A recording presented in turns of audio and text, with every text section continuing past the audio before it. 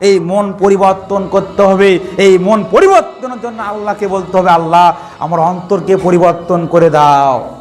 পরিবর্তন না হয় তাহলে আপনার জন্য পরকাল অত্যন্ত ভয়াবহ। আপনাকে একটা সাজেশন দিয়ে যাই, মন পরিবর্তন করতে হলে বেশি বেশি কবরস্থানে যাবেন, বেশি বেশি কবরস্থানে যাবেন। কেন যাবেন?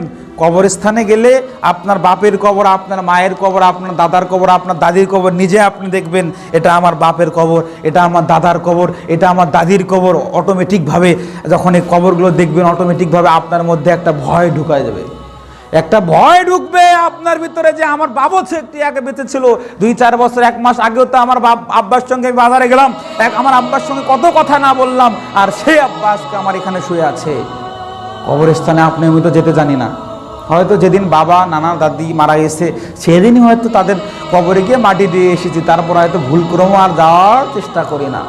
কিন্তু এমন করা যাবে না, কবরস্থানে বেশি বেশি করে যাবেন। গেলে আল্লাহ আপনার অন্তর পরিবর্তন করে দেবে।